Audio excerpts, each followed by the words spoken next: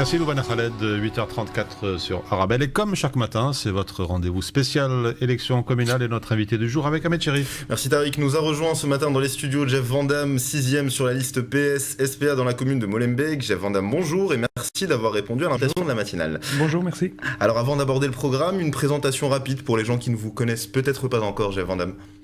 Je suis parlementaire bruxellois pour le SPA.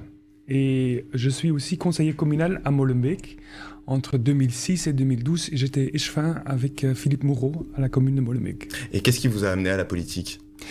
C'est surtout depuis très longtemps un engagement très soutenu pour changer le monde. C'est peut-être un mot fort, mais c'est finalement ça, c'est voir des choses, des injustices et vouloir les changer qui m'a motivé dès le début. Et d'abord, la politique, c'était un hobby, c'était quelque chose que je faisais à côté. Et j'ai eu de la chance d'exercer aujourd'hui un mandat politique qui me permet de faire full-time ça. Alors avant d'aborder le programme PS-SPA pour la commune de Molenbeek, un avis peut-être sur le mandat en cours et la gestion actuelle de la commune ? Écoutez, c'est très simple, c'est une majorité actuelle qui a beaucoup communiqué et qui a beaucoup inauguré des choses que nous avons mis en place depuis des années, mais qui a très peu travaillé sur le fond et ça m'inquiète. Un exemple très concret, c'est la problématique de la drogue, des stupéfiants, surtout chez la jeunesse, dans les rues de Molenbeek. Dans le passé, on disait toujours « oui, c'est les socialistes qui ne veulent pas attaquer ce problème ». Je constate aujourd'hui que le problème est plus grave qu'avant, est plus criant qu'avant, et se retrouve dans plusieurs quartiers. Et en tant que père de famille, en tant que papa de 2 garçons, c'est des choses qui me touchent vraiment parce que j'ai peur qu'à un certain moment, mes enfants vont rentrer en contact avec ça aussi. Et c'est exactement ce qu'on veut éviter comme parents. Et donc je crois que la majorité actuelle, par exemple, n'a pas fait assez pour contrer ça. Alors parlons à présent du programme, si vous le voulez bien. Quelles sont les grandes lignes du programme socialiste et les axes sur lesquels vous comptez vous focaliser ? Nous avons fait une campagne I Love Molenbeek, une campagne assez positive, dans laquelle nous avons avancé plusieurs priorités. Une des priorités qui rejoint d'ailleurs la problématique de la drogue que je viens d'esquisser, c'est la présence d'un agent de quartier. C'est quelque chose de banal, mais la réalité aujourd'hui à Molenbeek, c'est que beaucoup de gens ne connaissent plus leur agent de quartier.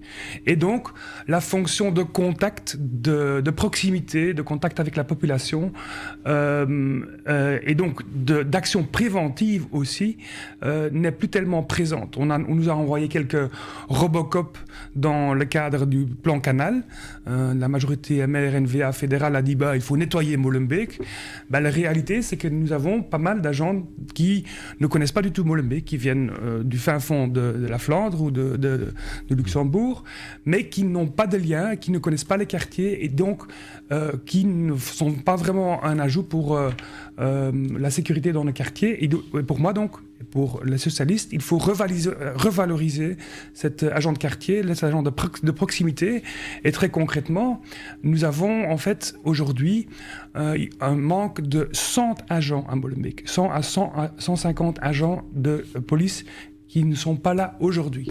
C'est en partie dû aux finances de la commune, mais surtout en partie dû au fait que le gouvernement fédéral, le gouvernement MRNVA, n'a pas voulu mettre plus de sous pour qu'on puisse remplir notre cadre de policiers. Et donc nous sommes aujourd'hui en manque de police de proximité, ce qui est au bénéfice de tout le monde. Alors Jeff Van Damme, est-ce que vous avez un message à faire passer aux jeunes de votre commune qui en auraient marre de la politique, dû notamment au récent scandale ou encore aux promesses de campagne non tenues ? Oui.